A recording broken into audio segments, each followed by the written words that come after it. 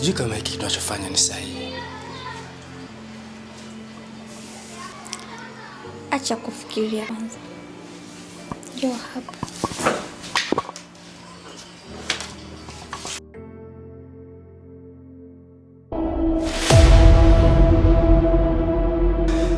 Lakini Neema,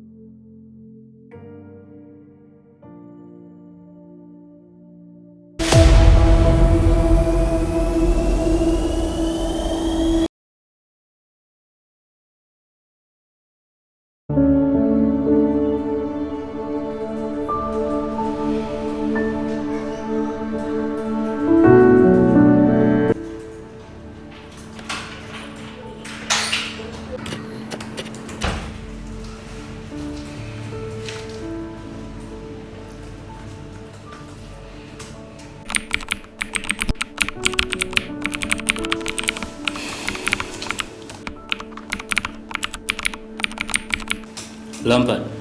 Naam boss.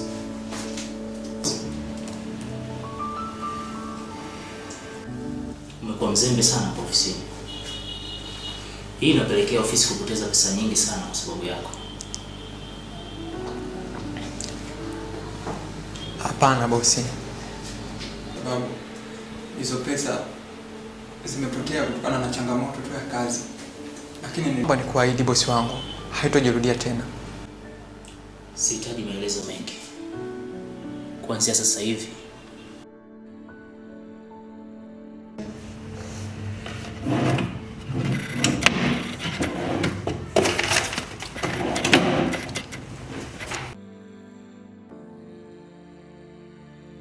simamisha kazi.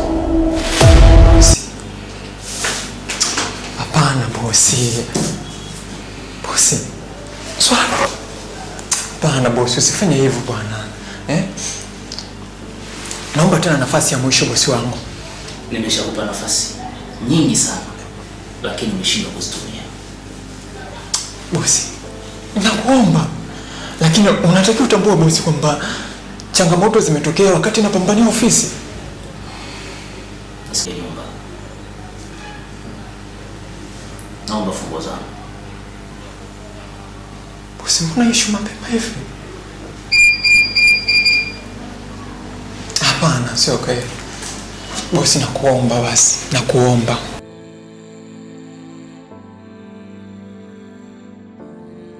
Naomba funguo zangu. Hapana bosi, tusifike huko bosi. Nakuomba nisamehe. Nadhani utakuwa umenielewa.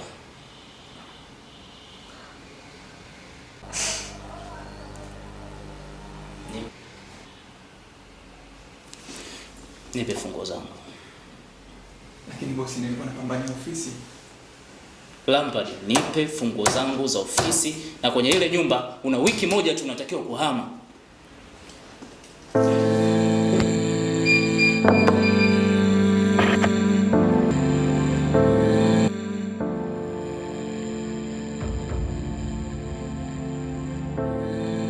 Jasho langu limebaki historia na matumaini yamebaki mbali. Niliamini kesho itakuwa bora, leo naondoka sina cha kusema.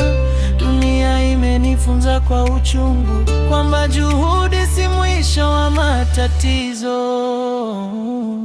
Nyota chafu, nani alichafua nyota yangu?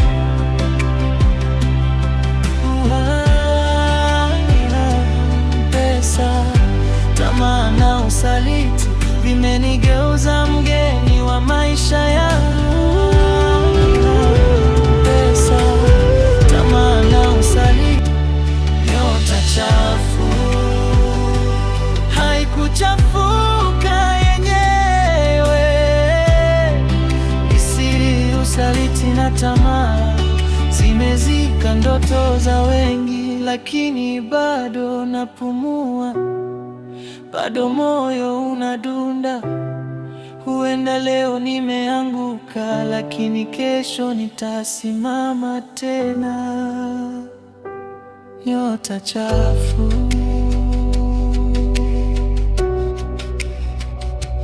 nyota chafu,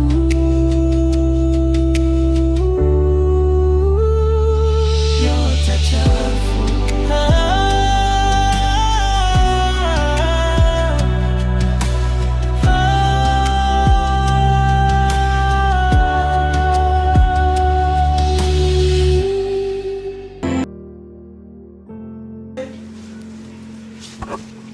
Neema, naomba pesa yangu niondoke.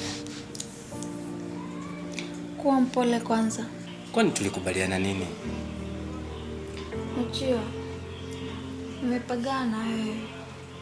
Nitakuongeza mara 2 ya kiasi tulichokubaliana.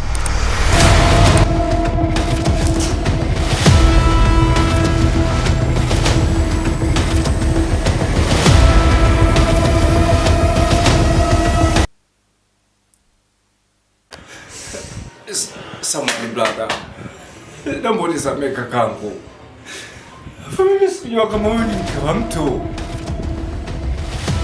Kimya!